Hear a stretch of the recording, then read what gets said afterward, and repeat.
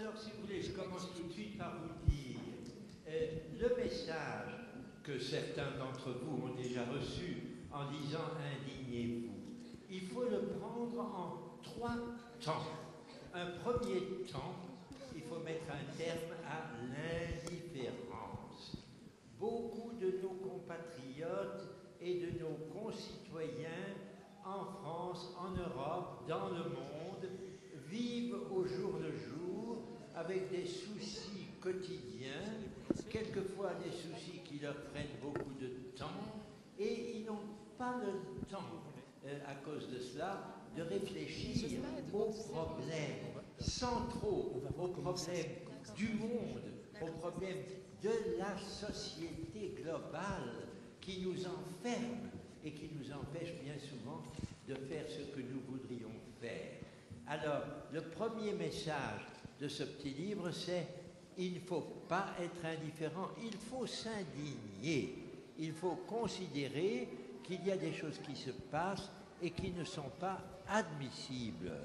Je prends dans un pays comme le nôtre, cette France démocratique, qui a un parlement, qui a un président élu, et bien même là, la façon dont on traite souvent les demandeurs d'asile, les Roms, les immigrés, c'est scandaleux.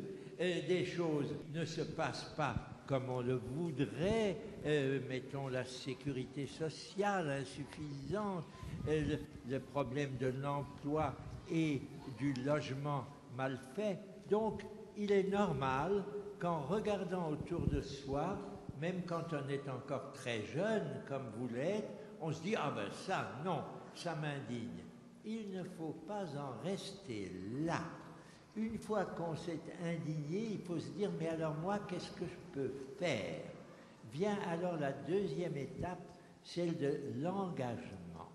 Et la raison pour laquelle je suis toujours particulièrement heureux de rencontrer des jeunes filles et des jeunes gens de vos âges, c'est que ce sont eux et elles qui ont la tâche maintenant de donner à leur vie encore jeune une forte dimension, un engagement ferme, en se disant on est jeune, on a des moyens, je reviendrai sur les moyens que vous avez, mais il faut que nous sachions derrière quelle forme d'action nous allons nous engager. Il faut choisir son engagement. Et si vous lisez le petit livre, vous verrez que les deux grandes formes d'engagement auxquelles je vous appelle, chaque fois que je me trouve en contact avec des jeunes de votre âge, c'est un engagement en faveur de moins de richesse excessive et de moins de pauvreté abominable, cet écart entre ceux qui n'ont rien dans le monde entier, mais même en France, et ceux qui ont tout et plus que tout et qui accumulent encore plus, cet écart est quelque chose qui peut indigner et auquel on peut essayer de trouver des formes d'engagement. C'est la première. Éric vous disait que je dis toujours c'est plus compliqué aujourd'hui que ça ne l'était dans ma jeunesse. Oui, vous avez affaire à qui, puisqu'il a 94 ans, est donc né en 1917, c'est-à-dire en même temps que la Révolution russe, qui a connu la Deuxième Guerre mondiale, avec l'horreur qu'elle a comportée, et qui peut dire, le long de ma jeunesse, il était évident qu'il y avait des maux contre lesquels il fallait se battre, que ce soit le fascisme, le stalinisme, la colonisation, c'était clair. Aujourd'hui, est-ce que c'est aussi clair ou pas? C'est la question qu'on peut poser et je serais content que tout à l'heure, par vos questions, vous m'ameniez à préciser un peu ce qu'il faut penser là-dessus. Moi, il me semble qu'à côté de cet écart abominable entre l'extrême richesse des gens qui gagnent 100 millions de dollars par mois et qui trouvent que c'est peut-être un peu juste et qu'avec 200 millions, ils s'en tireraient mieux, et des gens qui vivent avec 2 dollars par jour au fin fond de l'Afrique, ou même dans certains lieux des pays développés, ça, c'est un premier défi formidable. Le deuxième, auquel ma génération, quand j'avais votre âge, n'était pas sensible, pensions que les ressources de la Terre étaient inépuisables. Puis il y avait déjà beaucoup de pétrole, on allait en avoir encore plus, il y avait déjà beaucoup d'énergie, on allait en fabriquer encore plus. On ne voyait pas qu'on arrivait à certaines limites. Aujourd'hui, nous savons vaguement depuis 30 ans, nous savons beaucoup plus précisément depuis 20 ans, et nous allons savoir encore plus précisément l'année prochaine lors de la conférence des Nations Unies à Rio de Janeiro sur l'environnement. Nous savons et nous allons savoir qu'il y a là un formidable danger, et que si votre génération ne fait pas le nécessaire pour que nous ne surexploitions pas les ressources de notre planète, il va venir le moment où les 8 ou 9 milliards d'hommes, d'humains, de femmes et d'hommes que nous serons ne pourront plus vivre sur cette planète parce que les ressources ne seront plus disponibles. Voilà, si vous voulez, les deux, on va en trouver d'autres, mais les deux grands défis auxquels vous allez vous trouver confrontés.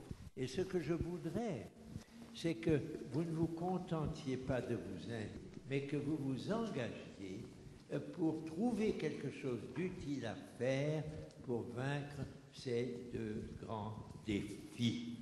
Voilà pourquoi je suis très reconnaissant à ceux qui vous ont amené à être ici dans cette belle grande salle au cœur de ce festival Mouansartou, qui est un moment important de la vie de la France, et que je voudrais maintenant répondre aux questions de mon voisin, bien sûr, mais aussi, j'espère, au fur et à mesure de notre rencontre, à des questions qui viendraient de l'un ou l'autre d'entre vous. Merci. Alors, avec grand plaisir, on va donc très vite, parce que c'est ça l'intérêt, vous passer la parole.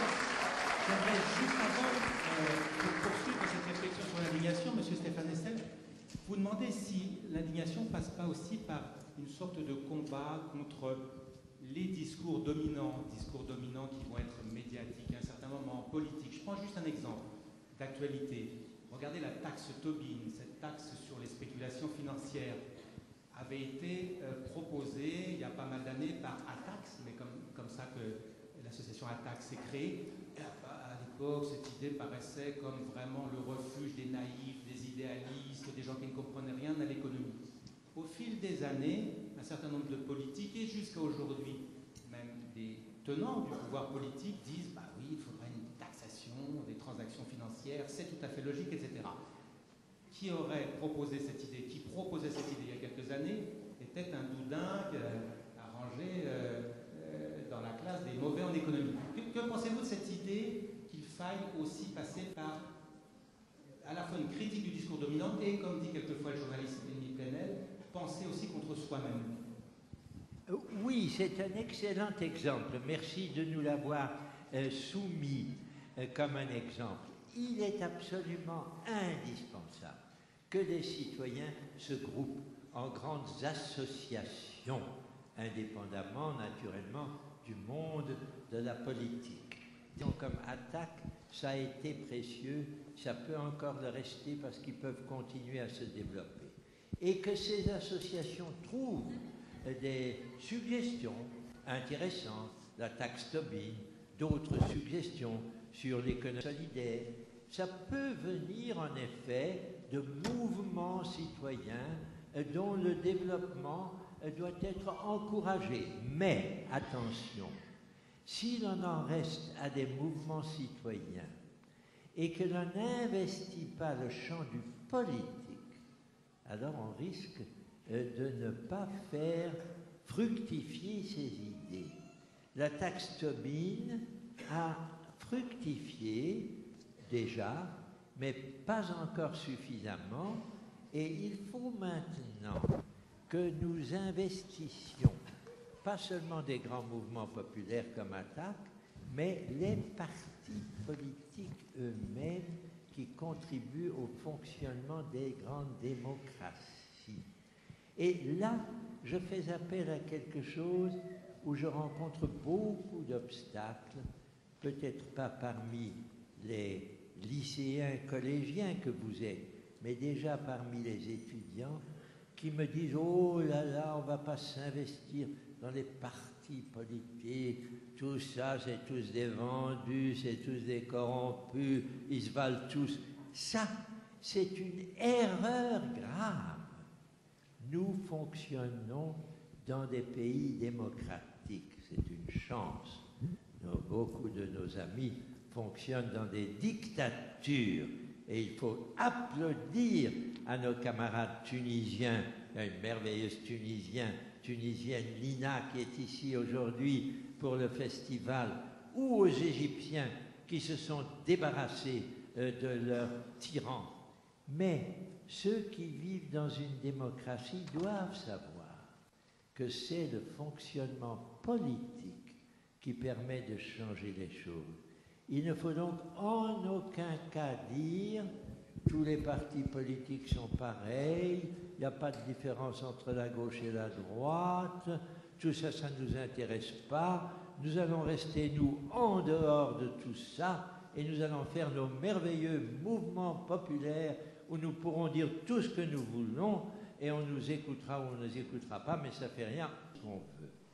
Là, il y a un petit danger, et j'aimerais que vous y réfléchissiez avec vos amis enseignants, amis plus adultes, et que vous vous disiez bien, dans un pays comme la France, il faut qu'un parti politique courageux, celui qui retiendra votre choix, soit capable d'apporter à l'intérieur de la gouvernance du pays les changements auxquels vous êtes attachés. Donc, je mets en garde contre une espèce de dénégation. Oh, le politique, le politique. Non, nous avons la chance de vivre dans une démocratie. Cette démocratie est gouvernée par des gouvernants élus politiquement et émanant de partis politiques. Il faut choisir son parti, il faut avoir confiance dans son parti et il faut le soutenir. C'est quelquefois plus difficile à obtenir que la simple manifestation sympathique d'une indignation ou d'un engagement général en faveur de telle ou telle thèse. Voilà un petit message que j'essaye de vous communiquer. Alors, j'imagine que vous avez plein de questions à poser et l'intérêt c'est que ce dialogue s'engage. Derrière vous, dans le fond, oui, à droite.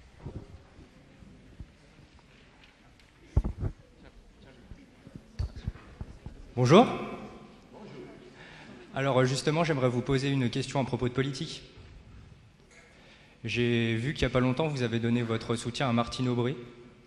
Et est-ce que c'est parce que pour vous, c'est la candidate la plus à même d'aider les Français à s'indigner et à rentrer finalement, comme vous dites, dans la lutte? Je pense effectivement que dans le choix qu'on nous demande maintenant de faire pour voir qui va être le prochain président de la République et donc le prochain responsable des transformations indispensables que nous devons voir opérer dans notre pays.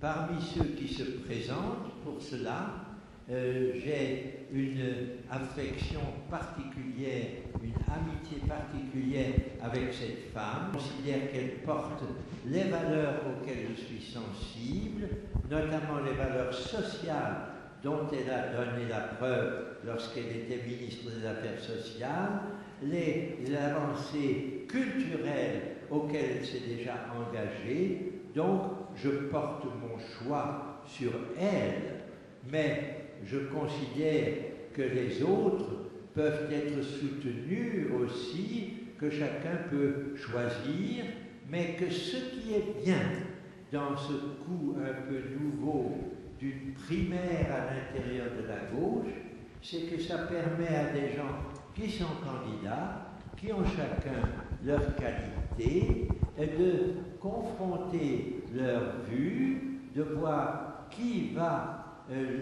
recevoir le principal appui populaire grâce à ce vote des primaires, et qu'à ce moment-là, les autres, au lieu de se battre les uns contre les autres, disent « Ah ben, c'est lui qui a obtenu le soutien le plus large, donc on va travailler avec lui. » Voilà comment je vois les choses, un peu différemment de ce que nous avons connu en France, où c'était un peu les responsables intimes d'un parti qui désignaient leurs candidats, et alors ceux qui n'avaient pas été désignés pouvaient se dire « Ah zut, moi j'en suis pas, donc je vais combattre contre les autres », et le type de dissension dont nous avons souffert.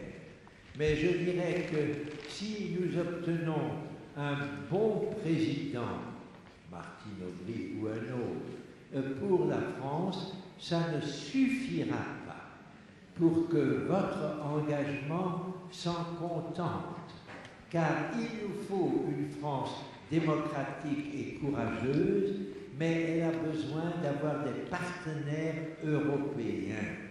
Nous ne vivons plus dans des nations souveraines, enfermées dans leur propre histoire. Nous vivons de plus en plus dans des ensembles, et même dans un grand ensemble mondial. C'est là que ceux qui se sont battus pour la taxe Tobin l'ont fait au plan mondial. Et il faut qu'au-delà de l'appui que vous allez réserver, vous, vos aînés, à tel ou tel président de la République française, vous soyez attentifs à ce qui arrive en Europe, au Parlement européen, à la Commission de l'Union européenne, instances qui vont avoir une responsabilité croissante au cours des années qui viennent, même si nous avons une merveilleuse France très socialiste et très à gauche, si la Commission européenne reste ce qu'elle est aujourd'hui, c'est-à-dire économie de marché, libéralisme sans recours contre la finance spéculative, eh bien alors aucun résultat fort ne sera accompli. Soyez donc des citoyens français, mais soyez aussi, au fur et à mesure que vous grandissez, des citoyens européens et au-delà des citoyens du monde. Je vous rends aussi attentif au fait que pour la première fois dans l'histoire de l'humanité, c'est-à-dire depuis les 2 ou 3 000 ans qui ont précédé notre époque, nous disposons d'une organisation qui non seulement est mondiale, l'Organisation des Nations Unies, qui comporte les 193 États et donc les 193 peuples qui constituent l'humanité d'aujourd'hui, mais qui dispose d'un certain instrument, tous ne sont pas encore évidemment efficaces. Et nous avons un manque d'efficacité pour le règlement des problèmes de paix et de guerre. Mais ces instruments ont une grande efficacité déjà pour des problèmes de droits de l'homme, de santé, d'éducation. Tout cela vous donne un ensemble institutionnel à travers lequel vous pouvez essayer de faire changer le monde. Alors, avant de prendre une nouvelle question, juste une petite interrogation, M. Essel. Pour moi, ce qui est absolument extraordinaire dans le succès de ce livre, donc vous savez que 2 millions d'exemplaires en France, plus d'1 million à l'étranger, c'est que vous avez conjugué une radicalité, une vraie radicalité du propos et un aspect consensuel, ce qui est absolument extraordinaire dans la société française. Je prends un exemple, opposition qui personnellement me semble juste et radicale sur Israël, sur l'opération à Gaza, sur des mots très fines. D'habitude, déclenche le feu, la polémique. Vous, ça n'est pas le cas, on va dire, tout dépend bien sûr, mais aussi, est-ce que ça dépend de comment on le dit? J'aimerais avoir votre point de vue là-dessus. Effectivement, ce petit livre a été combattu, et même assez vivement combattu par certains, mais par une frange relativement restreinte de ses lecteurs. parce que nous avons essayé dans ces 30 pages d'être aussi clairs, simples et objectifs que possible. Nous dénonçons des choses qui sont évidemment à dénoncer. Et ce que nous disons notamment sur le Proche-Orient, sur Israël et la Palestine, ce n'est pas polémique à l'égard des uns ou des autres, c'est dire voilà une solution possible et malheureusement elle n'est pas encore obtenue, à qui la faute, comment faire pour que ça change. Donc je retiens tout à fait le sens de votre question. Un petit livre comme ça, il est plus facile de réunir autour de lui un certain consensus. Par exemple, il y a un livre entre le titre, qui peut apparaître comme un peu provocateur, et les 2 dernières pages qui parlent clairement de la nécessité d'une action non violente. Il rappelle que les grandes transformations que les sociétés mondiales ont connues ont été le fruit d'actions en profondeur, non violentes, que ce soit Gandhi, que ce soit Martin Luther King, que ce soit Gorbatchev, que ce soit Mandela, ce sont des gens qui n'ont pas agi par la violence. Là où on a essayé d'agir par la violence, on a souvent obtenu des résultats presque aussi mauvais que ce que l'on combattait. Alors le fait que ce petit livre prend cause pour la non-violence et en même temps dit qu'il faut s'indigner, cet équilibre-là, me semble-t-il, fait que nos lecteurs ont trouvé que les propos que nous tenions étaient acceptables un peu partout dans le monde, dans des pays où on n'a pas l'habitude de manifester, comme l'Allemagne, où le succès de ce livre est considérable, ou dans des pays où on manifeste beaucoup, comme l'Espagne, où ce succès a été énorme. Il ne faut pas aller trop loin, il faut revenir sur la non-violence. Donc vous voyez, c'est comme ça que ça justifie que 33 langues ont été utilisées pour le traduire, et une de celles qui a joué un petit rôle tout récemment, c'est non pas l'anglais mais l'américain. Un éditeur américain merveilleux vient de le publier, et presque tout de suite après, il y a eu ce qu'on a appelé les indignations sur Wall Street, c'est-à-dire au cœur de la finance mondiale. Il y a eu des gens qui se sont réunis en brandissant mon petit livre et en disant ici il y a lieu de s'indigner. Là, j'étais drôlement content.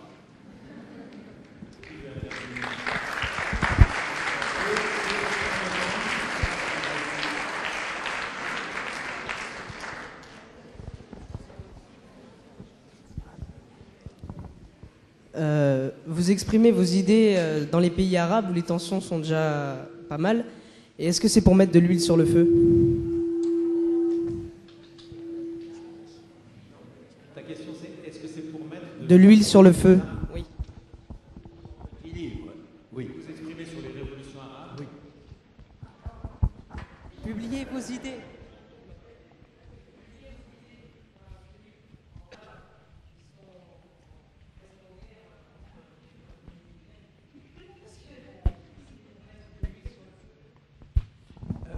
Ils n'ont pas besoin que je mette de l'huile sur le feu, et je dirais presque que j'essaye de ne pas mettre de l'huile sur le feu, mais de les soutenir dans un juste combat. Leur combat est parfaitement légitime. Vous savez comme moi que la situation dans laquelle ils se sont trouvés avant de s'indigner était peu acceptable, des dictatures vraiment qui ne laissaient pas de liberté à leurs citoyens. Donc, ils ont eu raison de s'indigner, ils l'ont fait d'ailleurs sans me demander mon avis. Et ils ont brandi mon petit livre comme l'exemple de ce qui leur paraissait en effet le sens de leur action. Mais moi, je leur ai plutôt envoyé un message de retenue. Oui, indignez-vous, arrivez à chasser votre dictateur, mais ne tombez dans une violence révolutionnaire. Il y a une différence entre obtenir un changement radical et entre faire une révolution. Cette différence n'est pas facile à sentir. Il faut y réfléchir. Il est plus spontanément évident qu'en faisant une révolution, en cassant tout, on va changer ce qu'on n'aime pas.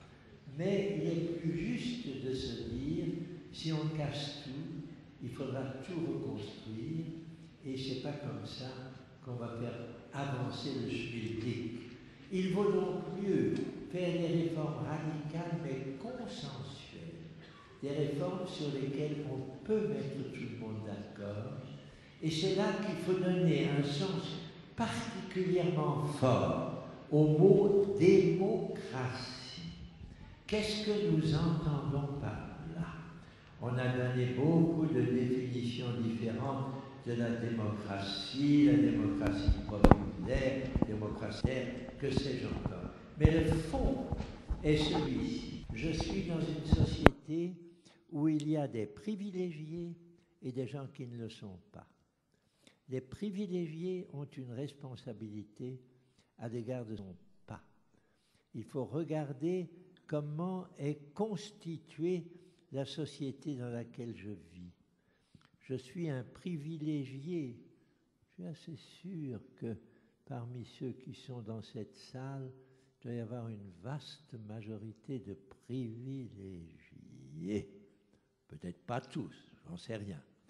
Mais ceux qui le sont, il faut qu'ils ouvrent un œil sur ceux qui ne le sont pas et qui doivent être les bénéficiaires de ce que nous appelons la démocratie, c'est-à-dire le gouvernement pour le peuple, et pas seulement le gouvernement des élites par rapport au peuple. Alors c'est là que vous allez voir qu'il ne s'agit pas de mettre de l'huile sur le feu, mais plutôt de faire aboutir le feu vers quelque chose qui soit un feu qui alimente un bon fourneau sur lequel on peut cuire de bons aliments plutôt qu'un feu qui met l'incendie dans la baraque. Oui. Qu'est-ce qui a fait que... Est-ce que vous pouvez vous présenter, dire, je ne sais pas, ce que vous faites? C'est toujours intéressant. Oui, volontiers. Il faut d'abord que vous sachiez que je suis né au moment de la Révolution russe et que depuis 35 ans maintenant, je suis ce qu'on appelle à la retraite. Je n'ai donc plus de fonction officielle dans un gouvernement, dans un parti ou même dans une institution. Mais ce que je fais actuellement, c'est de travailler avec un groupe d'anciens chefs de gouvernement et d'hommes de pensée que nous avons appelé le Collégium international éthique, scientifique et politique. Nous nous réunissons, nous sommes une trentaine et une centaine de nos appels et nous essayons de proposer des formules qui aillent une meilleure gouvernance mondiale. Nous sommes, si vous voulez, une bande de mondialistes. Nous pensons que les problèmes du XXIe siècle sont des problèmes mondiaux, qu'on ne peut plus vraiment changer les choses au seul plan régional, local, national, même européen. Il faut les changer au plan mondial et nous réfléchissons là-dessus. Les deux présidents avec lesquels je travaille, l'un s'appelle Michel Rocard, vous le connaissez, l'autre s'appelle Milan Kučan, est le premier président de la Slovénie indépendante. Voilà donc un cadre dans lequel j'essaye de travailler. Il y en a un autre dont je vous parle volontiers, sans qu'on entre dans trop de détails parce que je veux surtout répondre à vos questions. Je suis également l'un des partenaires d'un tribunal Russell sur la Palestine. Je considère en effet qu'après avoir été à plusieurs reprises en Israël et en Palestine, je suis indigné par l'absence de solution apportée à ce problème. Je vois que les du droit international qui sont opérés au détriment des Palestiniens justifient qu'une équipe de juristes et de diplomates se réunissent, ils sont déjà réunis 2 fois, vont se réunir le mois prochain en Afrique du Sud, et se réunissent pour voir ensemble quelles sont les violations du droit international que l'on peut reprocher, soit à l'État d'Israël, soit aux Palestiniens, soit aux Européens, soit aux grandes corporations. Et ce travail-là est passionnant pour moi. Je suis beaucoup trop vieux pour faire beaucoup d'autres choses, mais je me balade maintenant aux 4 coins de la France et du monde pour porter le message de ce petit livre « Indignez-vous ». Voilà pour dire rapidement qui vous avez en face de vous. Je pense que ça définit à peu près la personne. Voilà, et par réciprocité, vous pouvez aussi, quand vous posez la question, nous dire ce que vous faites et d'où vous venez. Voilà. Moi, je viens du lycée de Simone Veil et je suis en première L. En première littéraire. En première littéraire. Ouais. Et ma question, c'était qui a fait que vous avez décidé et de vous engager à la base? Alors, je suis un ancien d'une première littéraire au lycée Louis-le-Grand. J'ai fait mes cagnes à Louis-le-Grand. Je suis entré à l'école normale juste au moment où allait éclater la guerre. Et de ce fait, je n'ai pas pu aller jusqu'à l'agrégation de philo que j'aurais voulu avoir, car au retour d'une longue guerre de 6 ans, je me suis décidé à entrer dans la diplomatie, c'est-à-dire dans ce domaine où on essaye de mettre d'accord les pays et d'éviter qu'ils recommencent à faire le genre d'horreur que nous avons connu pendant la Deuxième Guerre mondiale. Alors donc, c'est un peu ce qui est à l'origine aussi de mon engagement. La guerre s'est mal passée pour moi. J'ai pu rejoindre le général de Gaulle, ce qui était merveilleux, et de continuer à me battre, mais ayant été envoyé en France en mission de renseignement, j'ai été attrapé par la Gestapo, j'ai été déporté au camp de concentration Buchenwald, puis Dora, et en sortant de là, je me suis dit, il faut que je porte la responsabilité pour tous mes nombreux camarades qui, eux, n'ont pas survécu à cette effroyable guerre.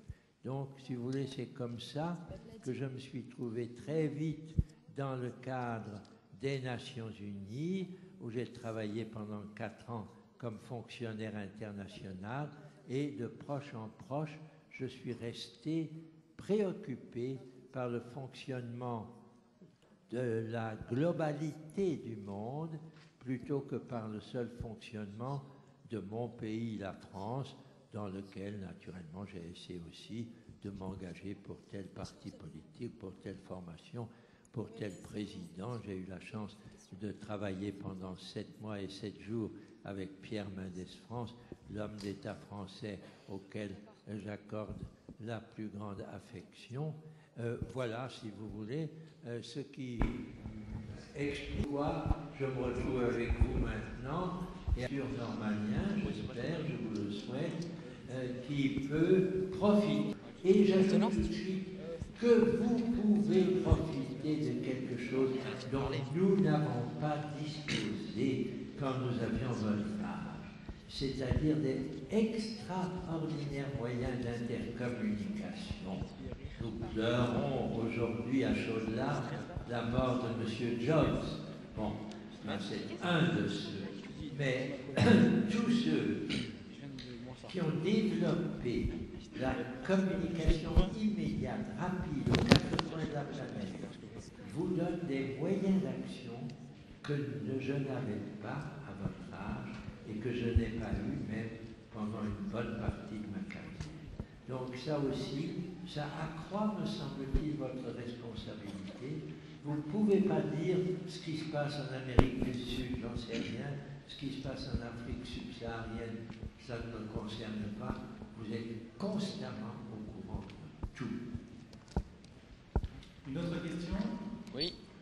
Oui. Là. Moi. Alors après avoir entendu ce que vous pensez de Martine Aubry, que pouvez-vous dire sur un personnage politique important comme Nicolas Sarkozy, de droite? Alors, ma réponse est assez simple. Je considère que la droite, pas seulement en France, en Europe et dans beaucoup d'autres pays, est porteuse des valeurs de l'économie de marché et malheureusement seulement de l'économie de marché et pas suffisamment des problèmes de l'éducation et du fonctionnement social.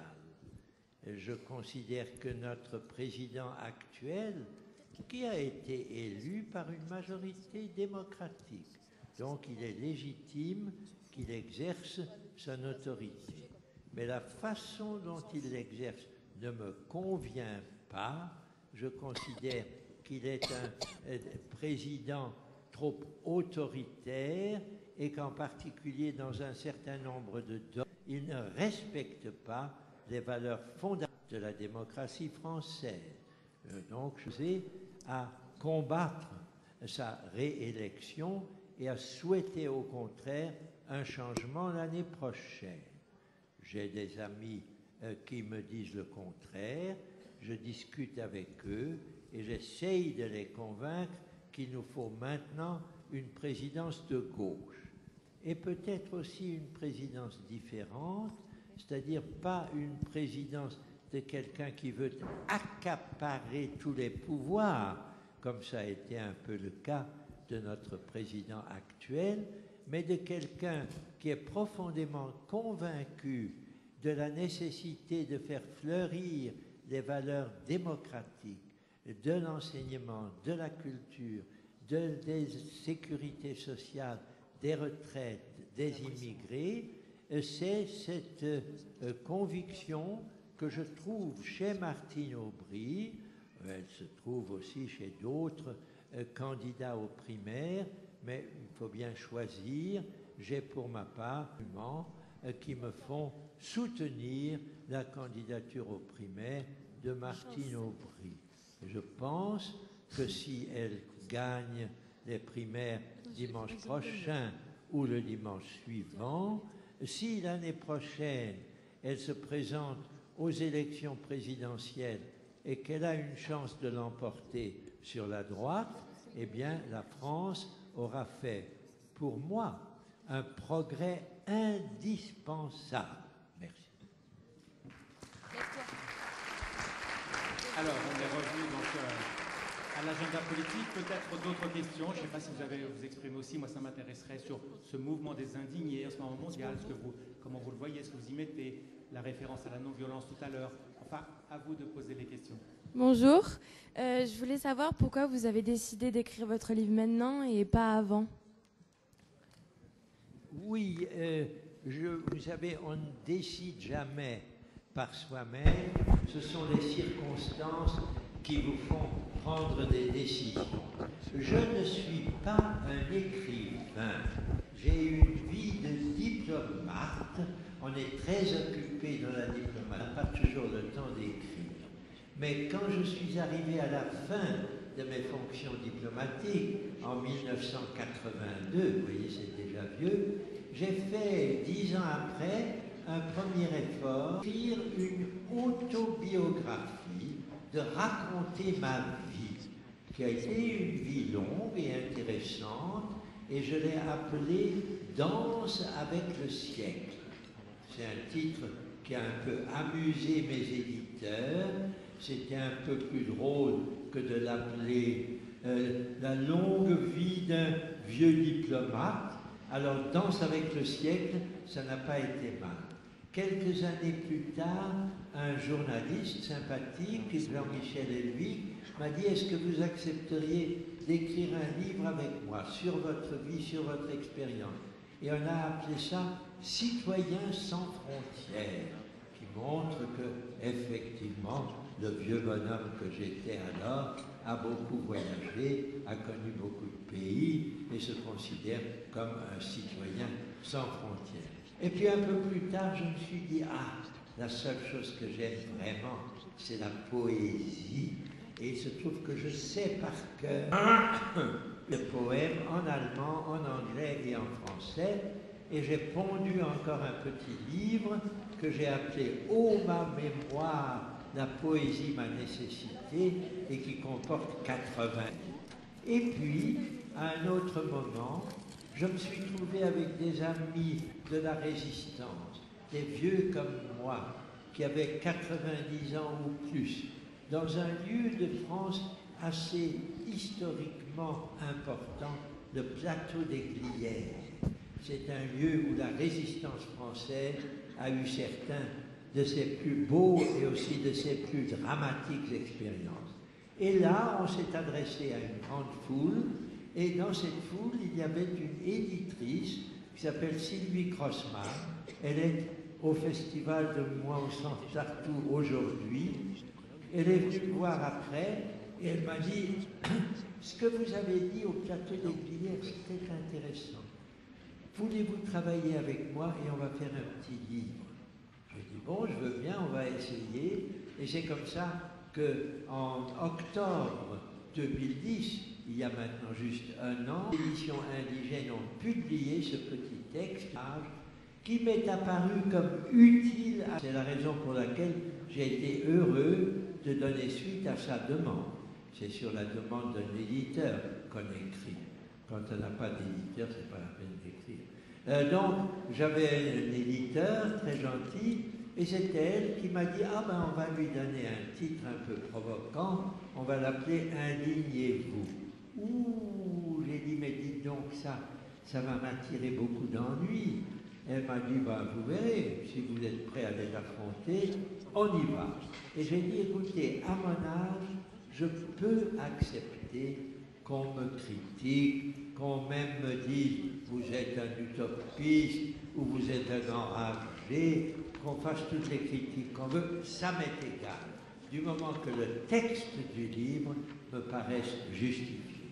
Et c'est là où j'en suis actuellement, avec ce constat qui a été pour moi, vous le savez bien, vous le sentez bien, formidable surprise. Quand le livre a été édité, on a tiré à 8000 exemplaires. Et on se disait, je ne sais pas s'il y en aura 8000 lecteurs. Eh bien maintenant, on en est à 2 millions de lecteurs en langue française et à 2 millions de lecteurs dans 30 autres langues. Ça veut dire qu'on est tombé juste. Et c'est ce que je dis toujours, ça n'a rien de particulièrement glorieux, ce qu'il y a dans ce petit livre. Beaucoup de gens le pensent, beaucoup de gens auraient pu l'exprimer, mais il fallait quelqu'un qui n'ait pas peur de provoquer un peu l'intérêt et de stimuler un peu la réflexion contre, et il fallait pour ça trouver un vieux que l'on n'ait pas attaqué pour ses ambitions personnelles. Je n'ai pas l'intention de concourir avec Martine Aubry pour être moi président de la République. Non, je ne suis plus à la recherche d'une fonction ou d'un État, mais je suis content que dans beaucoup de pays du monde, les quelques idées fortes qui se trouvent dans ce petit livre aient suscité suffisamment d'intérêt. Alors, on va prendre une question. Puisque vous aviez ouvert cette idée fondamentale de votre combat non violent, certains pourraient se dire, mais c'est étonnant, parce que quand on voit le parcours de Stéphane Hessel dans ce XXe siècle chahuté, fait de guerre, de charnier, lui-même a été confronté à la violence quand vous rejoignez la France libre, quand vous devez peut-être d'ailleurs navigateur dans un bombardier, finalement vous devenez agent de liaison, vous êtes torturé, vous êtes dans un combat éminemment violent et bien évidemment le régime nazi ne serait pas tombé par la non-violence. On saute une époque, on peut se dire que les Algériens n'auraient peut-être pas conquis leur indépendance par la non-violence. Donc je me fais l'avocat du diable et je me dis, est-ce ce choix éminemment respectable, on partage tous de la non-violence, est-ce un combat philosophique, une utopie, ou y a-t-il une violence légitime? Oui, c'est en effet là-dessus qu'il faut essayer de vraiment réfléchir. La réponse ne peut pas être simple. Si on dit simplement toute violence est détestable, c'est vite dit, mais on s'aperçoit qu'il y a des situations, prenons même la situation de mes amis palestiniens qui se trouvent réduits à l'impuissance par une force militaire infiniment plus puissante que la leur. Alors, on peut comprendre qu'ils se disent, si on résiste une violence, personne ne va nous écouter, alors il vaut mieux faire un peu de violence. Mais c'est évidemment une erreur. Même un peu de violence justifie que celui qu'on attaque par un peu de violence réponde par beaucoup de violence, et à ce moment-là, le combat est fichu. Alors, peut-on dire qu'aucune situation historique n'est semblable à toutes les autres? Nous avons été conquis, battus au cours de la Deuxième Guerre mondiale par une force militaire énorme qui a voulu nous imposer ses lois. Il fallait se défendre, il fallait qu'une autre force surgisse avec laquelle on puisse s'allier et qui soit une force militaire, c'est pas de la non-violence. Et dans une situation comme celle-là, il fallait la faire, cette guerre. Ceux d'entre nous qui disaient à l'époque « Oh, mais la guerre, c'est tellement affreux, la violence, ça sert à rien, acceptons, nous avons été battus, n'essayons pas de riposter », eh bien, ils n'étaient pas parmi les résistants parmi lesquels je me suis trouvé. Dans une situation de colonisation, l'Algérie, on y pense souvent, fallait-il que le FLN se borne à protester ou fallait-il qu'il envoie lui aussi des bombes? Eh bien, il était tenté d'envoyer aussi des bombes, ça ne lui a pas fait de bien, car l'armée française était beaucoup plus forte et on a beaucoup détruit à cause de la violence. Y a-t-il donc des cas où la non-violence est à la fois possible et souhaitable? Eh bien, je dis oui, ces cas existent. Et dans ma longue vie, j'ai connu des cas de violence, mais j'ai aussi connu des cas de non-violence. Je pense à un homme comme Mikhaïl Gorbatchev. La façon dont l'Union soviétique a terminé ses efforts non violents. Le mur de Berlin est tombé non violent. L'évolution de l'Europe de l'Est hors du régime communiste non violent. La conférence de Helsinki non violent et cependant efficace. Ce qu'ont fait nos amis tunisiens, largement non violent. Les Égyptiens violents. Bien sûr, quand on a en face de soi une grande violence comme en Libye, on est bien obligé de répondre à la violence. Mais l'avantage de la non-violence est qu'elle a plus d'efficacité que la violence, et je crois que c'est un apprentissage de votre génération. Vous êtes encore au début de votre vie.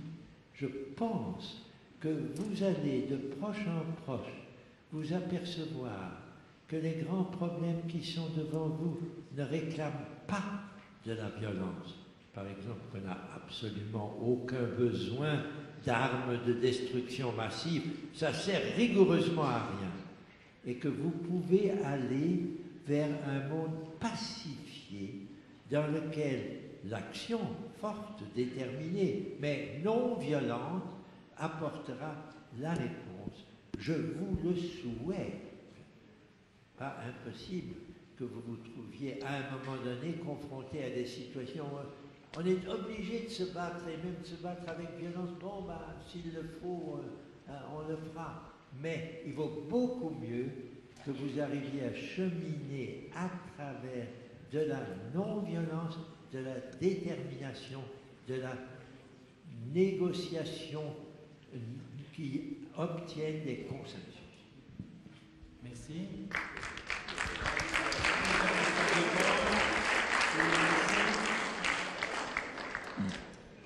Bonjour, vous parlez beaucoup d'indignation et même de lutte et de combat, mais il y a également une diversité des partis, comme vous le montrez en soutenant Martine Aubry. Vous pensez pas que ces deux idées sont contraires, notamment qu'on peut pas avoir une indignation unique et avec tous les Français unis derrière une même idée? Je pense en effet que l'indignation est toujours fondée sur la non-acceptation d'une situation que l'on trouve insupportable et contre laquelle on s'indigne. Mais la situation de chacun d'entre nous n'est pas forcément la même. Et j'insiste beaucoup dans ce petit livre sur le fait que l'indignation n'est justifiée, à mon avis, qu'elle va à l'encontre de la violation d'un certain nombre de valeurs fondamentales.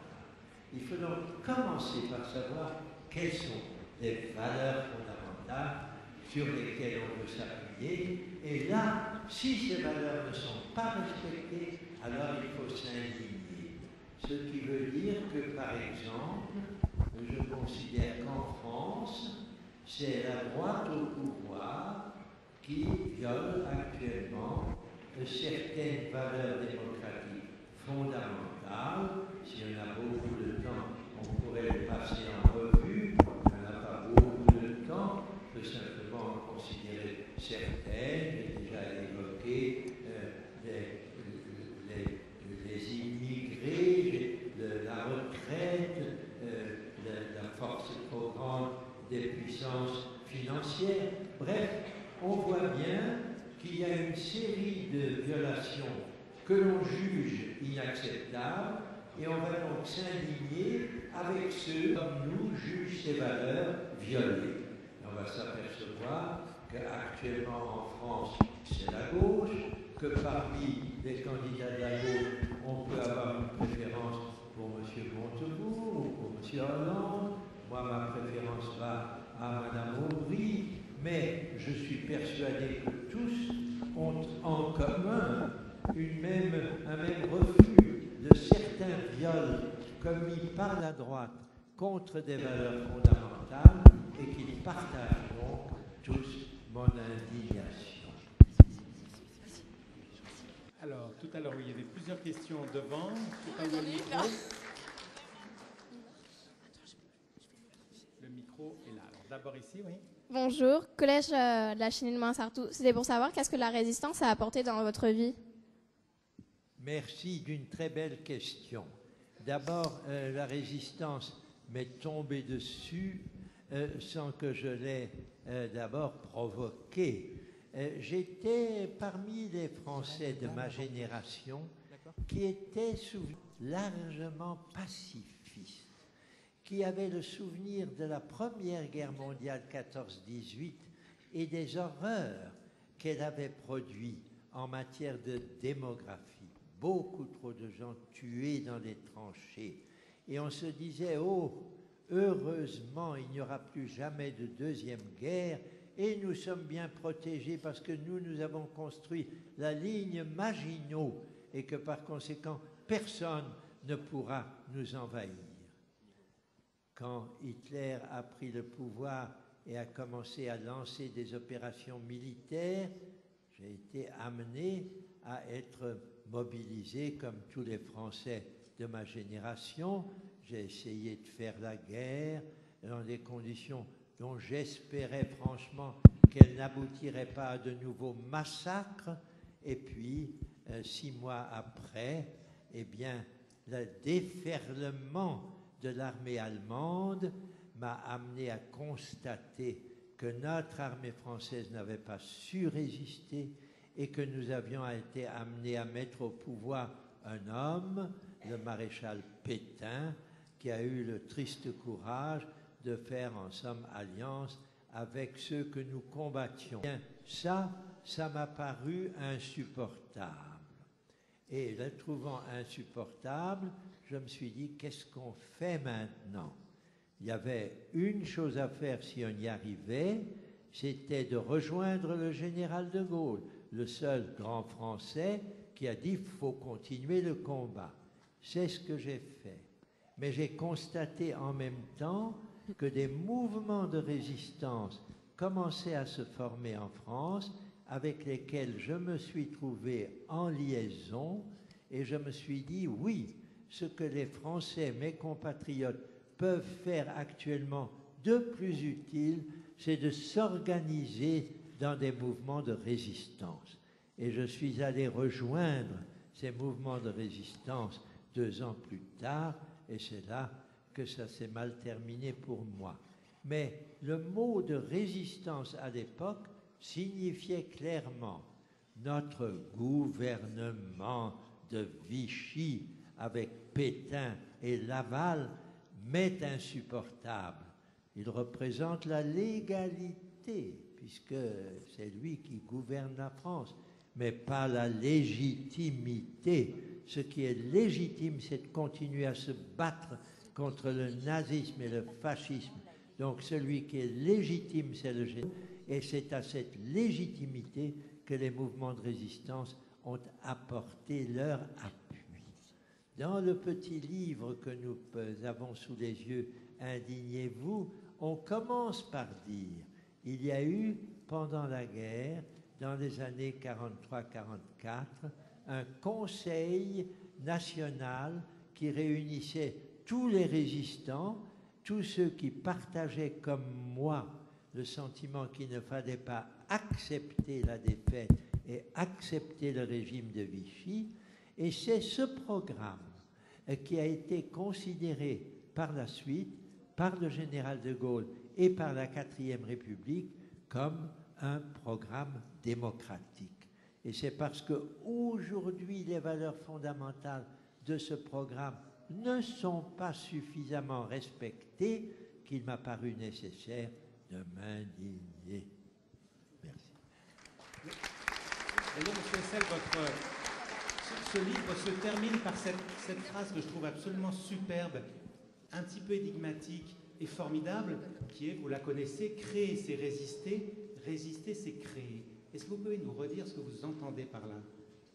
Alors attention, la notion de slogan est une notion à la fois utile. Il faut avoir des petits textes courts pour vous guider, pour vous faire dire « Ah oui, c'est comme ça ». En même temps, naturellement, qu'est-ce que ça veut dire? Si on creuse, il faut vraiment y mettre du sien pour trouver que c'est juste. Mais j'y mets du sien et je dis, qu'est-ce que c'est que la valeur fondamentale de ce que nous sommes, nous, femmes et hommes? Nous sommes des créateurs. Nous sommes nous-mêmes lorsque nous créons des valeurs. Et quelles que soient les valeurs que nous créons, ces valeurs toujours rencontrent des résistances. Car le monde n'est pas fait que de créateurs courageux, il est fait aussi de gens un peu peureux, un peu inquiétants, contre lesquels il faut que les créateurs résistent. Et d'autre part, lorsqu'on se trouve dans une situation où on est mécontent de ce qui se passe et on veut résister, si on ne résiste qu'en disant du mal de ceux qui sont au pouvoir, ça ne sert pas à grand-chose. Il faut y ajouter une vraie création. Il faut essayer de définir clairement ce que l'on veut à la place de ce contre quoi on résiste. Et c'est donc une incitation.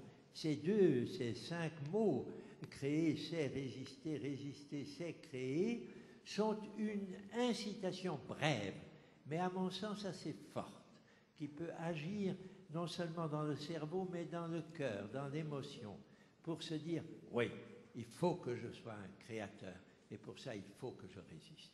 Merci. Question ? Bonjour, je m'appelle Clara Begheli, donc je suis en première L au lycée Simone Veil. Bon, excusez-moi pour ma question directe. Lors du passage de l'euro, aviez-vous voté oui à Maastricht? Maastricht. À Maastricht. Effectivement, nous entrons, on pourrait approfondir, la question de la construction de l'Europe. Ma génération réussit qu'une chose, et je vais vraiment du fond du cœur. Nous avons mis un terme aux différends entre pays européens qui représentent pratiquement la totalité de l'histoire moderne depuis le XVe siècle jusqu'à nos jours. Les Européens ont toujours été ceux qui se sont combattus, qui n'ont pas été d'accord, qui ont fait des guerres les uns contre les autres. Il fallait, et c'était l'héritage de la Deuxième Guerre mondiale, il fallait construire l'Europe. Nous avons construit l'Europe, mais ça n'a pas été facile. On a rencontré à chaque étape des problèmes. L'étape de Maastricht a été une étape importante. Nous avons pu, par ce traité, faire surgir pour la première fois un certain nombre de forces européennes, celle du Parlement, renforcée par Maastricht, celle aussi la volonté des forces militaires de mettre ensemble une monnaie commune qui aurait renforcé l'union économique et financière commune de tous ces pays européens de plus en plus nombreux. Il fallait par la suite ouvrir l'Europe aux pays de l'Est qui n'en faisaient pas partie. Tout ça a donné lieu à des textes qui sont intéressants, qui comportent des avancées, mais qui comportent aussi des reculs.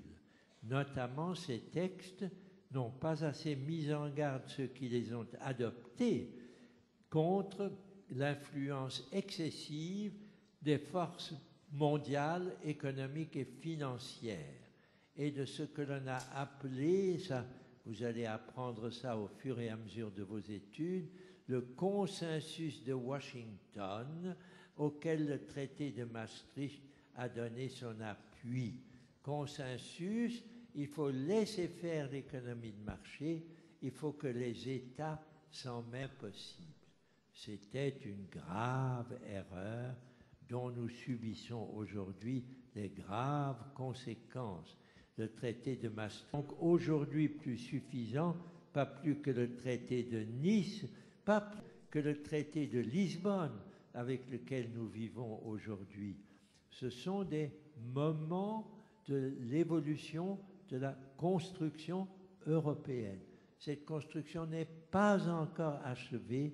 Vous allez être les témoins de nouveaux pas en avant de cette construction européenne. Ce qui serait dramatique, c'est que, considérant qu'il y a des difficultés, on se mette à renoncer à la construction européenne. Ce serait un immense pas en arrière. Alors, il nous reste une vingtaine de minutes. Profitez-en. Ne vous dites pas en sortant « Ah, j'aurais dû lui poser cette question-là ». Allez-y. Depuis longtemps, là, on a les deux jeunes hommes qui veulent réagir. Voilà, ici, voilà. Bonjour, Monsieur Hussel. Bonjour. D'abord, merci d'être parmi nous. Je pense que c'est très important. Je voudrais attirer l'attention sur... C'est là-bas. Oui, je suis dans le fond. Après ici, alors, d'accord. Je voudrais attirer l'attention, et votre attention tout particulièrement, sur la fameuse Charte européenne des droits fondamentaux. Ce texte me semble absolument extraordinaire. Il me semble aussi qu'il résoudrait beaucoup de problèmes fondamentaux dans nos sociétés. Comment se fait-il, et là je suis indignée, comment se fait-il qu'aucun de nos politiques et qu'aucun de nos concurrents actuels politiques n'engage véritablement le dialogue autour de cette question de la Charte européenne des droits fondamentaux et de son application, puisqu'elle est devenue d'application de droit depuis quelques années. Comment faire avancer la machine en question? Qu'en pensez-vous, Monsieur Hessel? Merci de nous rappeler que nous avons fait un certain nombre de progrès en matière de droits fondamentaux de la personne humaine. Nous avons, souvenez-vous, adopté en 1948, et j'y étais, la Déclaration universelle. Nous avons pensé par la suite, au fur et à mesure que l'Europe se construisait, adopter la Convention européenne des droits de l'homme, qui a un avantage sur d'autres textes, c'est qu'elle bénéficie d'une Cour des droits de l'homme à Strasbourg et que par conséquent, lorsqu'un État européen viole ses droits fondamentaux, il peut être traduit devant la Cour européenne des droits de l'homme. Alors que sur le plan mondial, nous n'avons pas encore une internationale des droits de l'homme. Nous avons, c'est déjà beaucoup, la Cour de la Haye qui peut juger des cas de génocide, de crimes de guerre, de crimes contre l'humanité, qui sont des violations formidables de ces droits que vous êtes en train d'évoquer. Mais pas encore de Cour des droits de l'homme. En Europe, nous avions la Convention qui comportait à peu près tous les droits qu'on a repris dans la Charte. Mais je suis très content qu'à l'occasion de l'avancée de la construction européenne, on ait voulu mettre au cœur de l'Union européenne un nombre de droits particulièrement importants et qui correspondent d'ailleurs aux droits fondamentaux de la Déclaration universelle. Et donc, c'est une avancée. Et un gouvernement responsable, un gouvernement conscient de ses engagements moraux, éthiques et politiques devrait pouvoir être rendu responsable chaque fois que cette charte fondamentale est violée. Mais les États sont, vous le savez, des monstres froids. Ils restent froids lorsqu'ils ne sont pas agités de l'intérieur par des citoyens responsables. C'est ces citoyens responsables que chacune et chacun de vous peut devenir demain. Et à ce moment-là, vous pouvez faire appel à cette belle charte dans laquelle tous les droits fondamentaux sont mentionnés et dire « nous voulons que ces droits soient respectés et s'ils ne le sont pas, nous voulons pouvoir protester énergiquement. » Alors, vous attendez depuis longtemps, tous les deux. Monsieur Essel, vous parlez souvent des philosophes comme Gandhi et Sartre, mais est-ce que vous pensez que maintenant vous êtes un peu un des leurs ou une sorte de philosophe? Alors, il faut bien se rendre compte que les générations se succèdent et ne subissent pas les mêmes influences intellectuelles les unes que les autres. J'ai eu la chance d'avoir un peu plus que votre âge, disons d'avoir 17 ou 18 ans, lorsque la pensée de Sartre a fait irruption, après ayant succédé à d'autres grandes philosophies, non seulement au cartésianisme, à Emmanuel Kant, à la philosophie hegelienne, toutes philosophies qui ont marqué ma jeunesse d'étudiant de philosophie ou d'élève de lycée de philosophie. Mais quand Sartre s'est prononcé, pour la première fois d'ailleurs par de la littérature, avant de rédiger un grand livre de philosophie, nous avons été aussi impressionnés que vous pouvez l'être aujourd'hui peut-être par des philosophes modernes que je suis moins bien parce que leur langage m'est plus proche, mais moins proche. Un homme comme Derrida, des gens comme Deleuze, Guattari, qui ont une influence maintenant. Je connais trop l'évolution récente de la philosophie. Je pense qu'un philosophe comme Lévinas, quelqu'un comme Yankelevitch, ce sont des philosophes qui peuvent vous intéresser. Je pense que chaque génération, vous êtes encore jeune, va trouver une inspiration dans des philosophes. Mais je pense que ceux qui ont le plus de raisons d'inspirer la jeunesse sont ceux qui font des appels à leur énergie et à leur dynamisme. C'est ce que nous a valu l'appel de Jean-Paul Sartre. C'est quelqu'un qui nous disait « il faut vous engager, il faut vous considérer comme responsable. Ce n'est ni Dieu, ni l'État, ni les forces économiques qui doit vous guider. C'est votre responsabilité de personne humaine. Et de ça, je lui garde une énorme reconnaissance. Merci.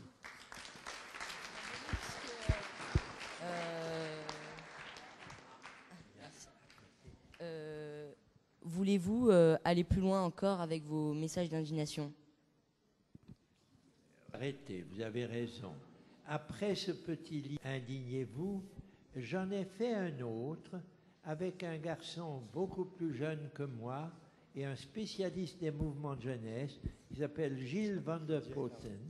Et nous avons écrit 70 pages, c'est-à-dire plus que dans Indignez-vous, que nous avons appelé Engagez-vous, et dans lequel nous reprenons les motifs essentiels d'indignation, mais en les complétant par des propositions d'engagement au service de ces grandes causes que Indignez-vous a rappelées, mais qu'il faut maintenant approfondir.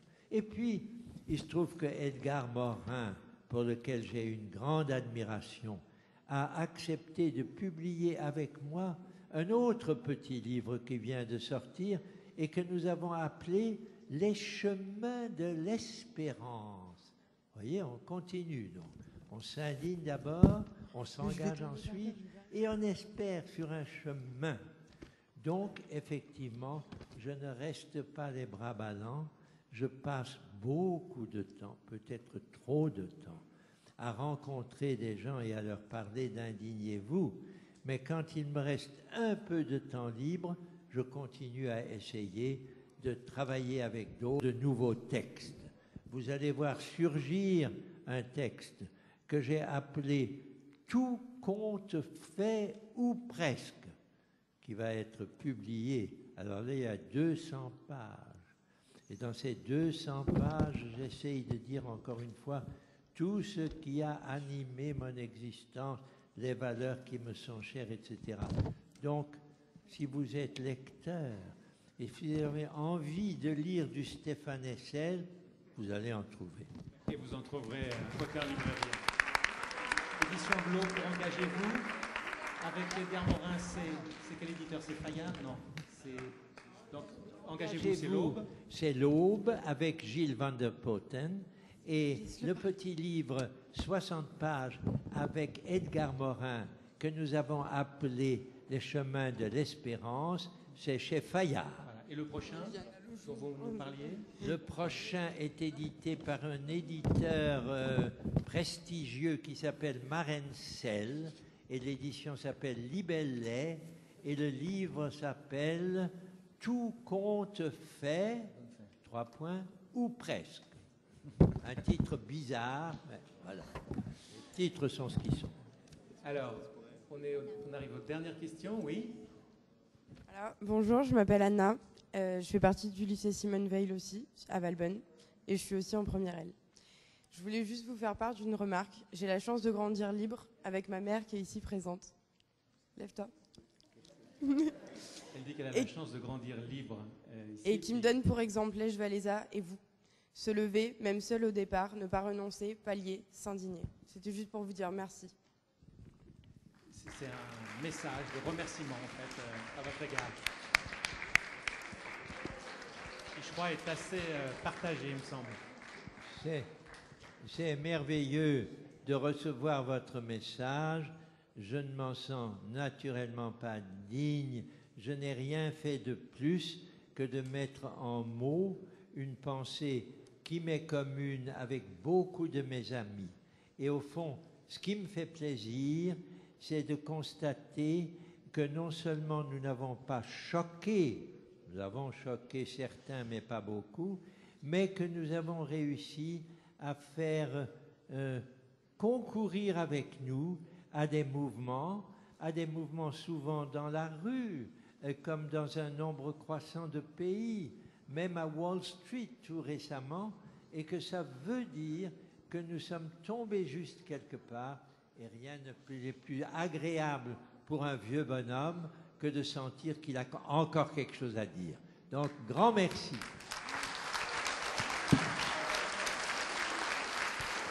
Madame, oui.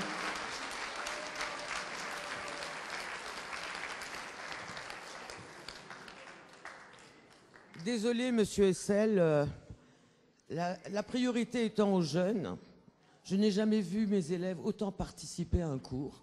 Je vous en félicite. Mais moi, j'aurais pu poser ma question plus tôt. Là, elle va être un petit peu décalée. Mais je voulais avoir votre avis. Pierre Bourdieu, que j'ai suivi pendant quelques années, parlait déjà il y a longtemps de la nécessité pour l'Europe d'avoir des syndicats européens, que c'était la seule façon de pouvoir faire avancer notamment le social et de pouvoir faire progresser la vie, tout simplement, des travailleurs les plus défavorisés. Je voulais savoir quel était votre avis sur la progression que ces syndicats européens pourraient avoir sur les aspects sociaux, même sur les aspects professionnels, puisqu'au départ, l'Europe devait permettre qu'on puisse aller travailler partout. Je ne sais pas si ça existe vraiment aujourd'hui, hein. Je ne crois pas. Et donc, est-ce que vous pensez que cela est réalisable, serait réalisable?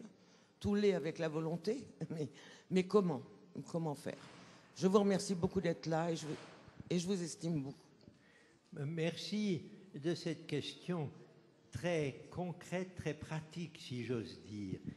Qu'est-ce qu'on peut en effet faire pour que la relation salariat-capital, qui dans nos sociétés modernes à économie de marché sont l'équilibre essentiel à maintenir? C'est ça le rôle des syndicats.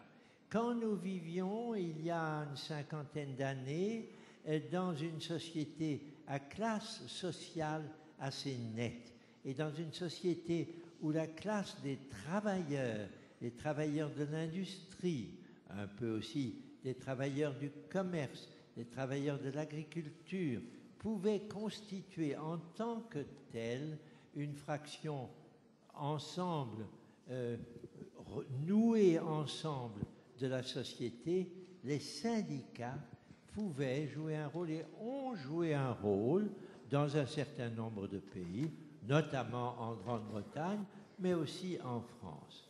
Ils n'ont pas réussi encore à donner une véritable force au CES, au Centre européen des syndicalistes. C'est encore trop faible. Pourquoi? Parce que justement, nous ne vivons plus dans une société où cette distinction salariée d'une part, donneur de travail de l'autre, pouvait se jouer dans un équilibre comme celui auquel Karl Marx a réfléchi et qu'il a transformé en un manifeste de revendication sociétale majeure. Nous avons probablement affaire à une société plus compliquée, où revendiquer son salaire n'est pas la seule forme de lutter contre les déséquilibres entre les différentes formations sociales. Nous avons besoin d'une inventivité accrue pour les instances de la démocratie. Je recommande à cet égard à tous mes amis la lecture de Pierre Rosanvallon, qui a beaucoup réfléchi à ce que pourrait être demain une démocratie dans laquelle les syndicats, et pas seulement les syndicats des industries, mais aussi les syndicats des services, qui sont encore très mal organisés, pourraient jouer ce rôle de contrepoids par rapport aux forces du capital. Il faut aussi que nous apprenions à développer ce qu'on appelle l'économie sociale et solidaire, celle qui fonctionne dans les échanges sans rechercher le profit. La place du profit dans l'économie moderne est une question.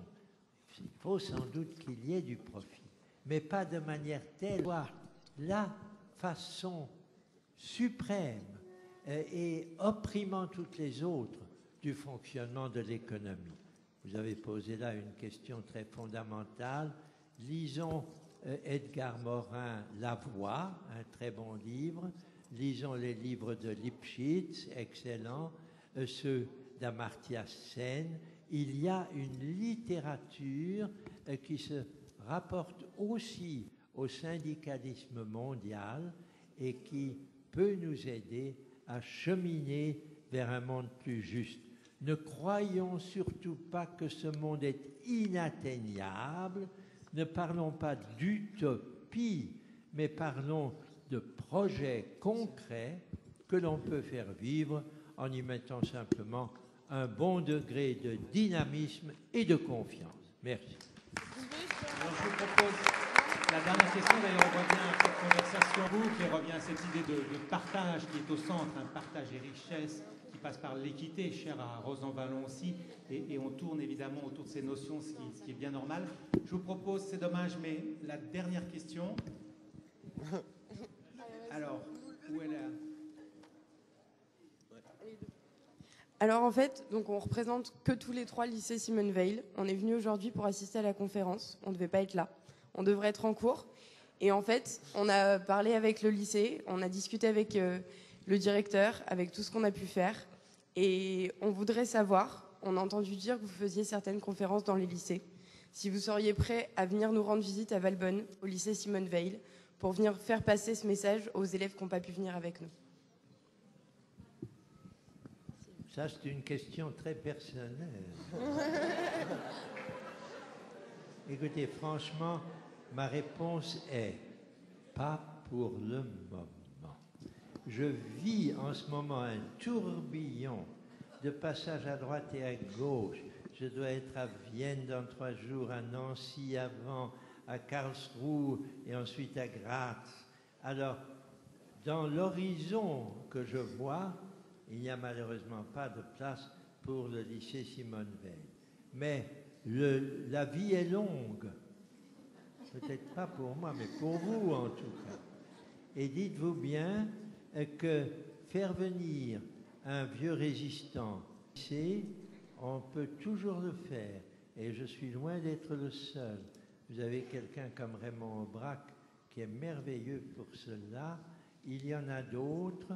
Vous avez une femme qui s'appelle Nicole Dora et qui est à la tête d'un, ça s'appelle comment, Ciné-Unité ou quoi, et qui travaille avec des lycées. Donc, peut-être vos enseignants la connaissent. Alors, si je me trouve libre dans le courant de l'année 2012, que je suis encore capable de me trimballer à travers la France et que vous m'invitez, on va voir. Je ne dis pas non, mais je ne dis pas non plus oui, comptez sur moi. Ce serait injuste vis-à-vis de votre attente. Je suis malheureusement pas sûr de pouvoir venir là où vous voulez m'avoir. Merci. Écoutez, Monsieur Hessel, vous évoquiez votre tour du monde. Je sais que vous revenez de New York, vous serez à Gaza, en Afrique du Sud plus tard, etc. Donc je voulais, en votre nom à tous, vous remercier infiniment pour cette heure et demie d'échange très riche, cette incitation à agir. Une des phrases de votre livre, hein, la pire des attitudes est l'indifférence, dire je n'y peux rien, je me débrouille. Merci encore.